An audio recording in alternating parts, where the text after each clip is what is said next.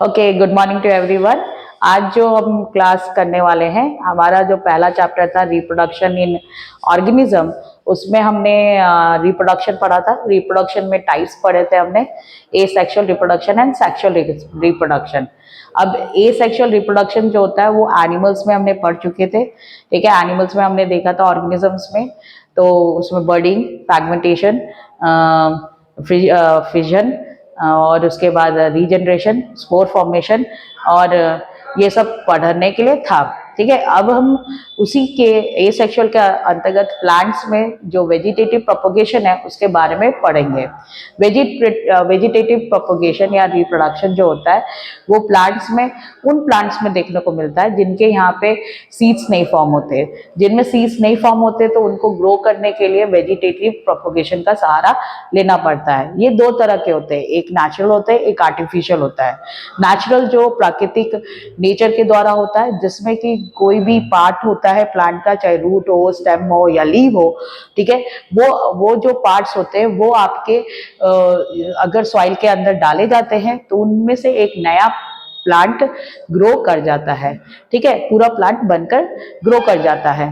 ठीक है, तो ये नेचुरल में आपको टाइप्स पढ़ने हैं। ठीक है, वेजिटेटिव प्रोपोगेशन में। ठीक है, तो उससे वेजिटेटिव प्रोपोगेशन में एक और चीज आपको पढ़नी है कि आपको वेजिटेटिव प्रोपोगेशन में ये बताना है कि वेजिटेटिव प्रोपोग्यूल्स क्या होते हैं।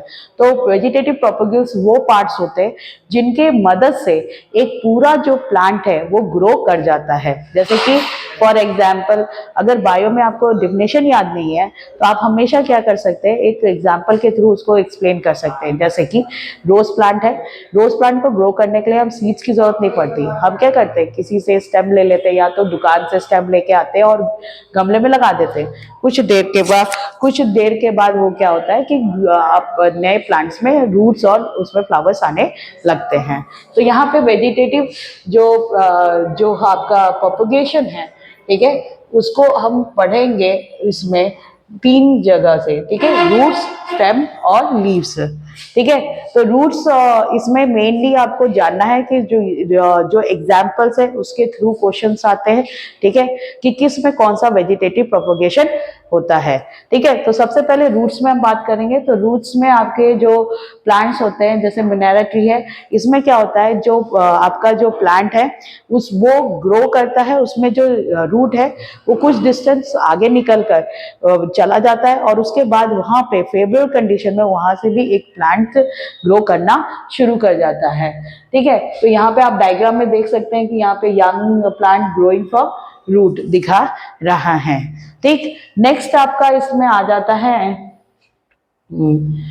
जिसमें कि स्टेम्स में। तो यहाँ पे स्टेम्स में सब एरियल और या तो अंडरग्राउंड स्टेम्स में आपको वेजिटेटिव प्रोपोगेशन देखने को मिलता है। इसमें बहुत सारे वेराइटीज हैं।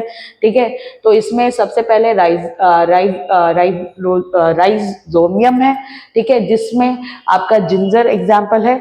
जिंजर्स जो होते हैं, अदरक आप जानते ही हैं, जिसके थ्रू जो अगर इसका जो स्टेम है, जो अंडरग्राउंड स्टेम होता है, वो उसको डाला जाए तो उससे एक नया प्लांट्स की ग्रो हो जाता है।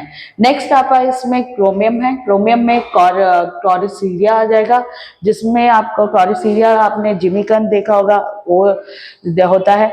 उसके थ्रू जो इसमें आपको यहाँ पे डायग्राम में दिखाई दे रहा होगा कि ये आपका टर्मिनल ब्लड मतलब बर्ड है, कली जो है वो रूट इसमें आपके स्टेम्स में निकल आ रहे हैं अगर आप उसको मिट्टी में डालेंगे। ठीक है, यहाँ पे बेनिफिट क्या है वेजिटेटिव प्रोपोगेशन का, कि वेजिटेटिव प्रोपोगेशन है जो जर्मिनेशन सीड से, ठीक है, बेटर और फास्टर तरीके से इसमें प्लांट्स ग्रो कर जाते हैं। ठीक है, नेक्स्ट आपका इसमें ट्यूबर है। ट्यूबर जो होता है वो आपको पोटैटोस में दिखाई देते हैं।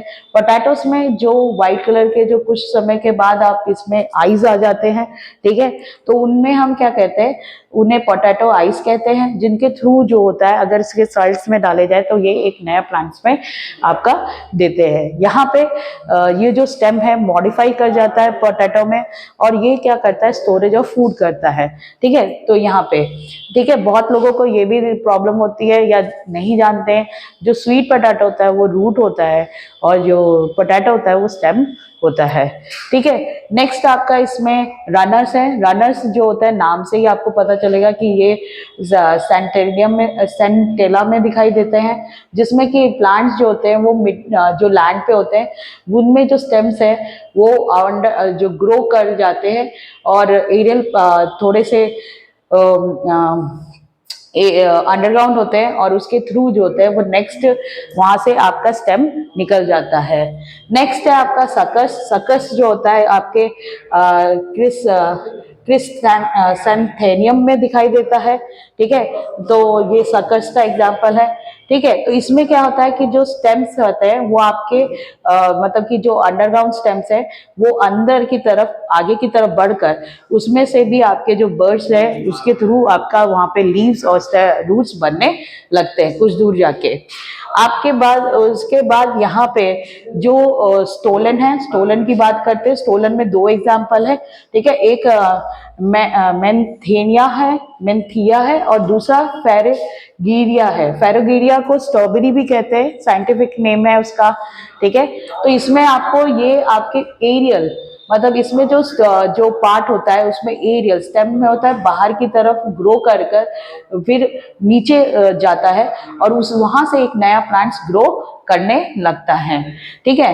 लास्ट इसमें बैरिबीरिया है, ठीक है, जिसका एग्जांपल है अगेव, ठीक है। अब इसमें अगेव जो होता है वो जो प्लांट है उसमें इसमें ये भी स्टेम्स के थ्रू ग्रो करता है, ठीक। और यहाँ पे लास्टली में आपका आता है ऑफसेट्स। ऑफसेट्स आपके इक्वेटिक प्लांट्स में पाया जाता है मोस्टली, ठीक है। तो पिस्तीरिया है यहाँ पे, जिसमें आप देख सकते हो कि इसमें ग्रोथ है, वो वाटर के अंदर स्टेम्स है वो आउटग्रोथ कर जाते हैं और उससे आपका नया प्लांट्स ग्रो कर जाता है, ठीक है। आपको इसमें एक और चीज बतानी थी कि जिसमें इसमें लीव्स के थ्रू, ठीक है, लीव्स के थ्रू भी ग्रो करता है, वेजिटेटिव प्रोपगेशन होता है जिसमें बायोफिल्म में देखने को मिलता है। इसमें आप देख सकते हैं साइड में, यहाँ पे साइड में आप देख सकते हो कि इसमें जो बर्ड्स है वो ग्रो करने लगते हैं और यही बर्ड्स आगे चलकर जो होता है रूट्स में और उसके बाद पूरे स्टेम्स में ग्रो कर जाता है। यहाँ पे बायोफिल्म जो होता है वो डेकोरेटिव प्लांट होता है, ठीक है। बहुत सारे जो ये नॉन फ्लावरिंग प्लांट है, इसमें फ्लावर्स नहीं आते, ठीक है। और इसमें जो होता है इसका जो लीव है उसके थ्रू जो होता है वो पूरा एक प्लांट्स को ग्रो करने में हो जाता है।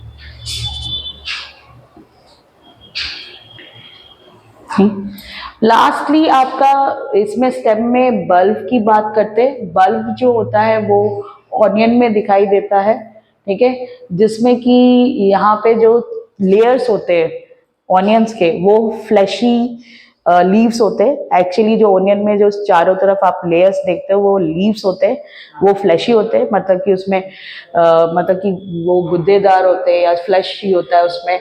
और आपका जो इसमें रूट होता है वो जो मोटा सा आपको दिखाई देता है गोल पार्ट, ठीक है, ऊपर की तरफ बहुत लोगों से निकाल देते हैं, वो आपका रूट पार्ट होता है।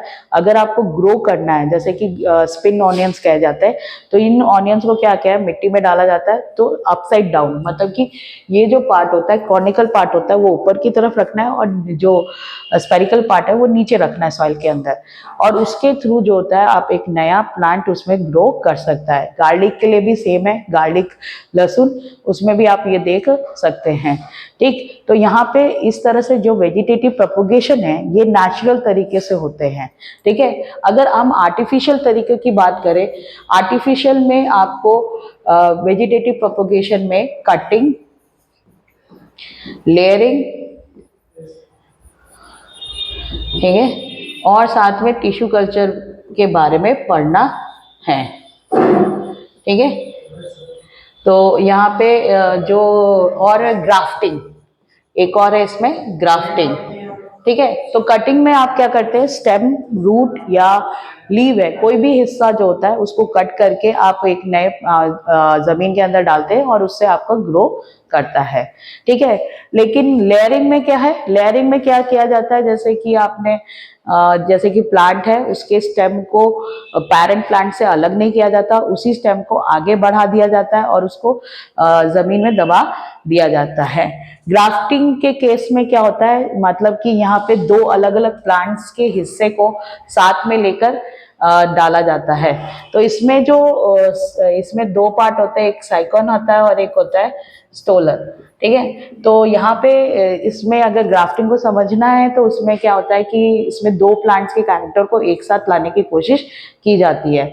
तो इसमें क्या होता है, जो जिस पार्ट का मतलब जिस प्लांट को आपको चाहिए उसमें साइकॉन में लगाना है, तो उस पार्ट को आप उससे उस पर रख कर उसको टाई कर देते हैं और उसके कुछ दिनों के बाद वो ग्रो कर जाता है, ठीक है। तो इसमें एक छोटी सी कहानी है, जैसे कि एक नेबर होते, दो नेबर होते, एक के यहाँ पे लाल सेब और मीठे सेब होते थे, उसके गार्डन में एक पेड़ हुआ करता था। लेकिन दूसरा जो नेबर था उसके यहाँ पे ग्रीन कलर के एप्पल होते थे और लेकिन वो मीठे नहीं थे। तो जो जिसके यहाँ ग्रीन कलर का एप्पल था उसने सोचा कि क्या करे, तो वो रेड कलर के एप्पल का जो नेबर है उसके यहाँ जाता है, वहां से एक स्टेम उठाता है काट के और वो अपने पेड़ में लगा देता है। तो इस तरह से क्या कुछ सालों के बाद उसके गार्डन में भी जो थे वो रेड एप्पल्स और मीठे एप्पल होने लगते हैं। तो ग्राफ्टिंग उसका एग्जाम्पल है जिसमें आप दो अलग अलग प्लांट्स को साथ में, ठीक है, लेकर ऐसे जोड़कर उसके ऊपर आप कवरिंग टाई कर देते हैं। टिश्यू कल्चर जो होता है ये और एडवांस आपका होता है, जिसमें लैब में जो सेल्स होते हैं जिनको सेल डिवीजन की क्षमता होती है, जिन प्लांट्स में ऐसे सेल्स होते हैं जिनमें सेल डिवीजन की क्षमता होती है, उन सेल्स को लेकर न्यूट्रिएंट मीडियम में डाला जाता है और उससे उस सेल से एक पूरा प्लांट बनाने की कोशिश की जाती है, ठीक है। टिश्यू कल्चर जो है उसके बारे में और भी जो जानकारी है वो नेक्स्ट चैप्टर में जिसमें इन डिटेल पढ़ना है, ठीक है। तो यहाँ पे आपका ए सेक्शन जो होता है वो कंप्लीट होता है वेजिटेटिव प्रोपोगेशन से प्लांट्स में। नेक्स्ट में सेक्सुअल रिप्रोडक्शन के बारे में पढ़ना है। उसके बाद इसमें जो उसमें जो साइकिल्स होते हैं, ऑस्टियो साइकिल और मेंस्ट्रुएशन साइकिल, उसके बारे में आपको जानकारी देनी है और साथ में 3 इवेंट्स जो होते हैं उनके बारे में भी पढ़ना है। So thank you very much for your time.